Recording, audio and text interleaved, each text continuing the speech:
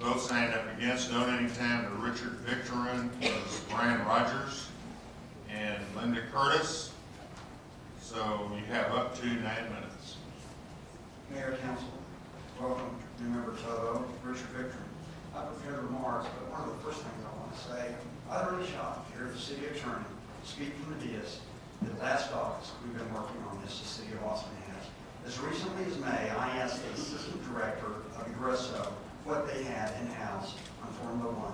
They said nothing, not a thing. I do not believe that an operating division of city government that is primarily responsible for this was kept in the dark while city legal was working on it. That is just a shocking statement for me, from my point of view. We've been asked to limit our remarks to the contracts, not concerns about compliance and audit. One housekeeping matter to start. I'm a 30-year CPA. I formerly managed an audit group at the Texas Department of Commerce, where I also held one of its frontline business development positions. I was one of our state's business ambassadors. I recruited companies to locate their facilities in Texas. There is no language at all in these agreements about audits and post-event compliance with the Major Events Trust Fund.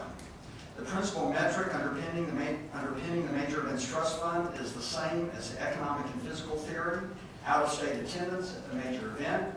Visitors come to Texas, spend their money creating economic activity in the lodging and hospitality sector, which creates additional retail tax yield. The decision before you today is whether you believe it is correct and right to spend $250 million of our state tax revenues, maybe more, and send them to the English billionaire Bernard Ecclestone and his race management company.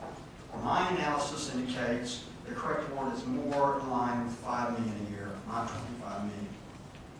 You would think if out-of-state attendance were the key metric, Controller Combs, who is essentially our state's chief financial officer, its chief revenue officer, and its chief tax compliance officer, auditor, all in one, would absolutely require out-of-state attendance of the host committees and entities and organizations that she is giving our tax dollars to. She does not. Controller Combs deliberately does not want to know, or anyone else to know, the economic truth of this piece of crony pork. Pardon me. Let me demonstrate. Senator Watson's Senate Bill 1515, which came via the Controller's Office during the legislative session one back the 81st, was crafted specifically for Formula One to make F1 available for the Major Events Trust Fund. Senate Bill 1515 became law. Curious thing, though, is in the section governing audits.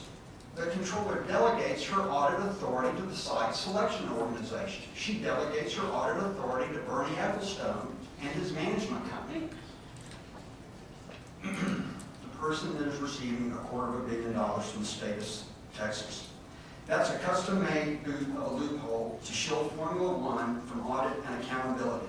One would expect for receiving $250 million of taxpayer funds, she would want to know more, but it gets curiouser and curiouser. When a law is enacted, the agency which is given responsibility for administering the law is given rulemaking authority. Here the Controller says in her rules, she defines a requester of the attendance information that we're talking about, and she says that a requester, if you execute this contract today, will be the host committee. The host committee will decide whether the attendance figures, the out-of-state attendance figures, are public information. The Controller even cuts herself out of the category of being a requester and the right to know out-of-state attendance. She has even barred herself from knowing this matter. It is my understanding that the same language has been cut and pasted into the agreement you have before you. I have never in my life, 30 years of CPA, as a person who set up the revenue compliance function at TCEQ, seen a compliance regime more cooked and in the tank for the benefit of the private sector entity receiving our tax dollars. I've never witnessed such a thing in my life in the tank for Mr. Ecclestone and Mr. Hellman.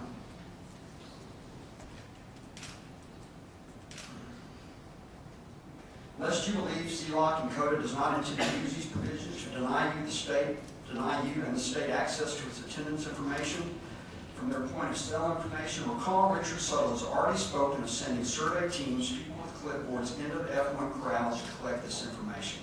Why would Mr. Suttle be talking about surveys and people with clipboards and sampling if CMOT Coda had not already decided it would not disclose the hometown of its ticket purchasers is collected during ticket sales and registration over its e-commerce portal?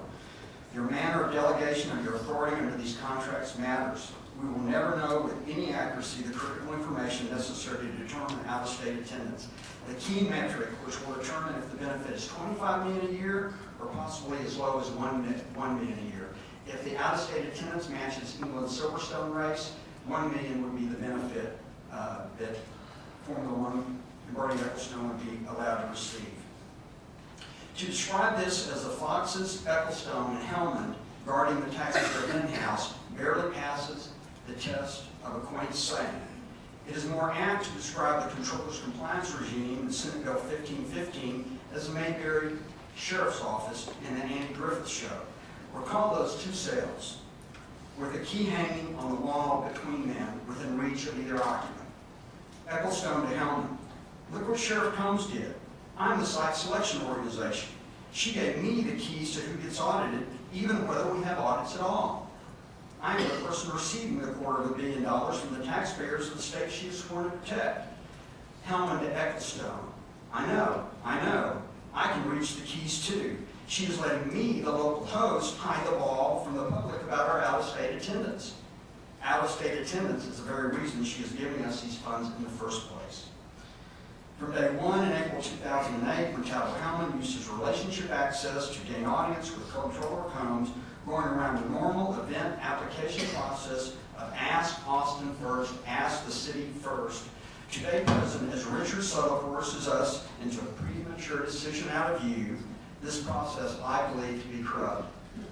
To be clear, I do not like Comptroller Combs, that she has interloped on our city and on our economy with the bags of unaccountable public funds.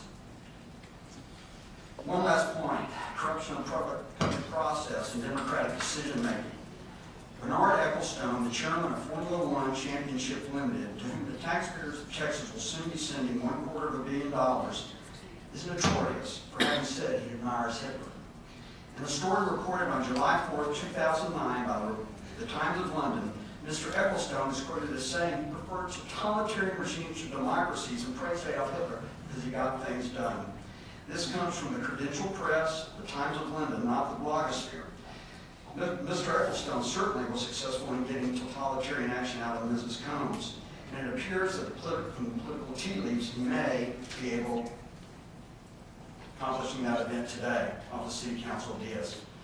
Austin and the state of Texas are not his Weimar Republic.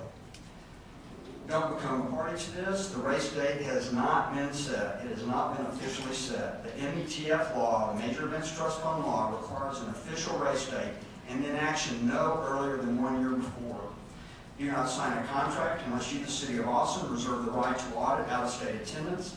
Do not sign a contract unless Formula One agrees to allow a special audit and a special report on this one element alone, out-of-state attendance. Formula One World Championship and Formula One Management and Circuit of the Americas and Circuit Events Local Organizing Committee must all agree that the home location of attendees from registration information from ticket sales is public information or at least available to auditors. And furthermore, because the controller has abetted and promoted the concealment through rulemaking, we think she should agree as well. I agree with the larger complaint expressed by Susan Moffitt. Do we really have any idea what Austin is exposing herself to? And why is Austin allowing its newest commercial citizen to coerce a premature decision out of you?